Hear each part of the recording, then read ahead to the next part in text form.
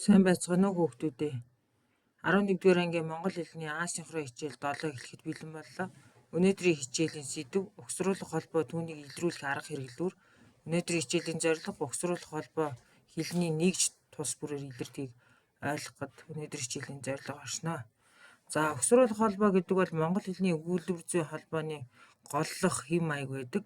Утга үүрэг хилцүүн хэлбэрээрээ өөр үгсийг хилцүүн болон утгын шууд холбоонд оруулан хилцүүн тодорхой арга хэрэглүүрээр холбож харилцааны утга илтгэхийг угсруулан холбох гэнэ.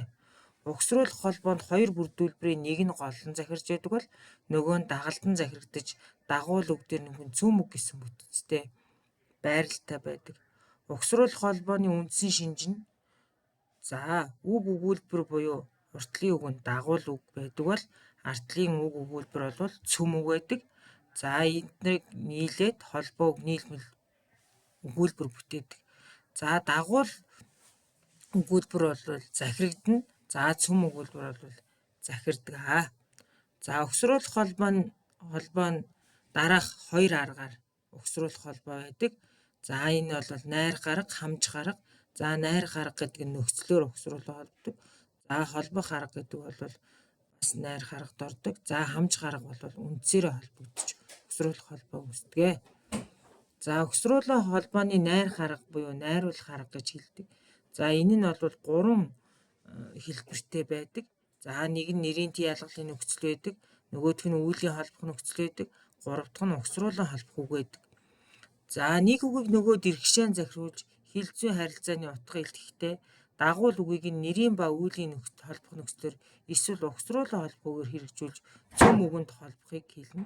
Жишээ нь хөдөлмөрийн баяр гэдэг бол харьяалахын тий ялгалын нөхцлөөр захирсан угсарсан байна тийм ээ. Явсныг мэдэх гэдэг бол заахын тий ялгал нөхцөл, уулан зугаалах гэдэг үг орчхын тий ялгал нөхцөл, анжсаар хаглах гэдэг үлдэхийн тий ялгалын нөхцөл, хүүхдэд туслах гэдэг бол үг орчхын тий ялгалын нөхцөл, нөхдөдтэй уулзах гэдэг бол хамтрахын тий ялгал, за сурахын тулд чармаах гэдэг нь тул гэдэг бол угсруулан холбох үг байдаг байна. За тэгвэл бүгдээрээ найрах энэ 3 аргын утга хэрэглүүр жишээг авч үзье. За нэрийн нөхцөл гэдэг. Нэг үгийг нөгөө үгэнд иргшээн захируулж хилцүүн утга илтгэхдээ дагуул нэр үгийг нэрийн тий ялгалын нөхцлөөр хэлбэржүүлэн цөм үгэнд захируулж холбохыг нэрийн нөхцөл буюу нөхцлөөр найрах арга гэдэг. За энэ бол тий ялгалын нөхцөл гэдэг. Жишээ нь талын айл, сайнны жишээ, чамд өгөх, хүнийг таних, ахаас асуух, уул руу явах гэх мэтчлэн. За үүлийн нөхцөл гэдэгт юу орж байгаа юм бэ гэхээр үүлийн тодтгоо холбох нөхцөл, нөхцөлтүүлэн холбох нөхцөлийг хэлдэг. За нэг үгийг нөгөө үгэнд иргшээн захируулж хилцүүн утга илтгэхдээ дагуул үйл үгийг үүлийн тодтгоо холбохоо нөхцөлтүүлэн холбох нөхцлөөр хэрэгжүүлбэржүүлэн цөм үгэнд захируулан холбохыг хэлдэг. За жишээ нь хийх ажил гэдэг бол тодтгоо холбох нөхцлөөр захирсан байна. Уншигч хүүхэд, ундаг дугуй, уншмаар ном, иддэг хоол, сурсан дуу, ирмэгц санах, хилэнгүүт бичих гэд. За энэ холбоо үгсүүд бол бүгдээрээ л үүлийн нөхцлөөр угсруулан холбосон байна. Ялангуяа үүлийн тодтгоо нөхцөл, нөхцөлтүүлэн холбох нөхцөл байна. За холбох үг гэж бас байгаа. Монгол хэлний угсруулан холбох үгс нь холбоо үг, өгүүлбэрийг холбож жишин харьцуулсан тодтгуулагчийн харьцаа илтгэхээс гадна үүлийн орон, цаг, зорилго, шалтгаан, болзлын утгаар холбон найруулдаг. За эдгээрийг бол угсруулан холбох үг гэдэг. Жишээлбэл сурахын төлөө шамдах гэдэг төлөө гэдэг үг бол угсруулан холбох үг байна. Заасны дагуу хийх, мөнгө шиг сор, хэлсэн ёсоор гүйцэтгэх, ширээн дээр байх, хэлхийн хамт санах, тэнгэр дэх од, явсны дараа ирэх, явах зураа харах, цэцгийн дунд байх гэх мэтчлэн. Эдгээр бол энэ үгсүүд бүгдээрээ угсруулах холбох үгээр хэрэгэлсэн байна. За үгийг угсруулан хамжуулж холбох арга буюу хамжих арга гэж байна. За энэ юу гэсэн үг вэ? Хамжих арга гэдэг бол үгийн үндэс нь бүтээрийн хоорондын харьцаа тэг хэлбэрээр илэрдэг. Үг зүйн талаас харьцаа заах бүтээр буюу нөхцөл залгаж болох үгийн бүтцийн тийм хэсгийг үндэс гэдэг. Жишээ нь төмөр, хурц, нимгэн дэвтэр гэж байна тийм. Нэг үгийг нөгөө үгэнд угсруулан хамжуулж холбох гэдэг нь холбоо үгийн хоёр бүрдүүлэгчийн дагуул үгийг хилцүүн ил тэмдэггүйгээр цөм үгэнд захируулан холбож хилцүү харьцааны утга хэлтгийг хэлнэ. Жишээлбэл төмөр хувин гэж байна те. Хоёр хүүхэд, нэг санал, тэр хүн, нарийн бодох, сая ирэх, порпор буцлах эдгээр бол бүгдээрээ тэг хэвлэлээр илэрч байна. За мөн нэг жинхэнэ нэрийг нөгөө жинхэнэ нэрд хамжиж холбоход дагуул үгийг үнд сүүсэх энэ дагвар бүхийгээр холбох зүй тогтол байдаг. Жишээ нь носон цамц, савхан бэли, дааван цүнх, торгон дээл, шилэн аяга, модон хувин, хулсан лимб. За эдгээр жишээнүүд бол ерөөсөө л хамж гаргаар бүтсэн угсруулах холбоо үг байна.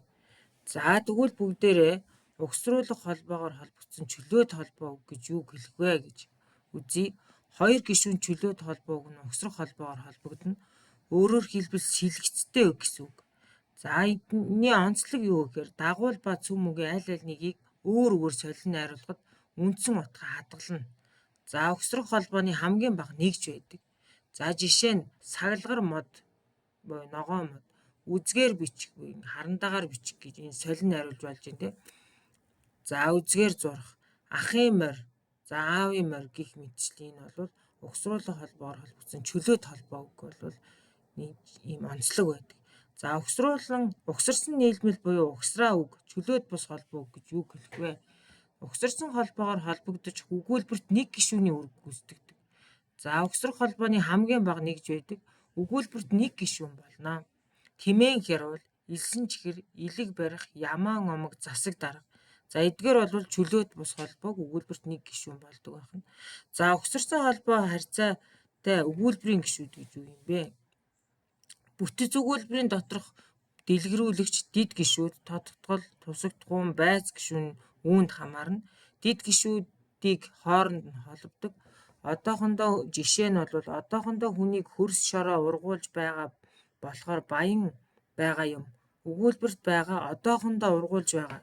Хүнийг ургуулж байгаа холбоог нь буй нөхцлүүд угсруулах холбооны хэрэглүүр гэж одоо үзэж болно. За угсарсан нийлмэл өгүүлбэр гэж юу юм бэ?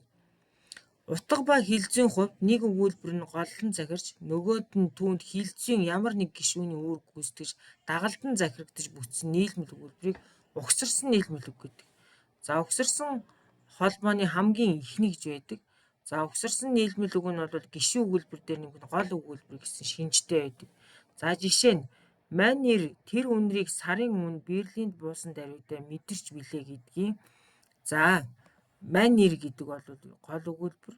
За Берлинд буусан даруйдаа мэдэрч гэдэг нь бол гишүүн өгүүлбэр байдаг байна. За бүгдээр англи буюу угсруулах холбоогоор холбогдсон чөлөөт холбоог, угсарсан нийлмэл буюу угсраа үг, чөлөөт бус холбоог, угсарсан холбоо харьцаатай өгүүлбэрийн гишүүд гэж үе, угсарсан нийлмэл өгүүлбэр гэж эдгээр дөрвөн ангиллын утга онцлог жишээ тайлбарыг одоо бүгдээр сая үзлээ.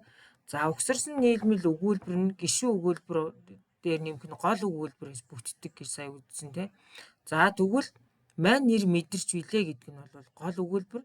Тэр үнрийг сарын өмнө Берлинд буусан даруйдаа гэдэг нь бол дагуул өгүүлбэр гэж үздэг. За анхаарал хандуулсан хүүхэд та бүхэндээ баярлалаа.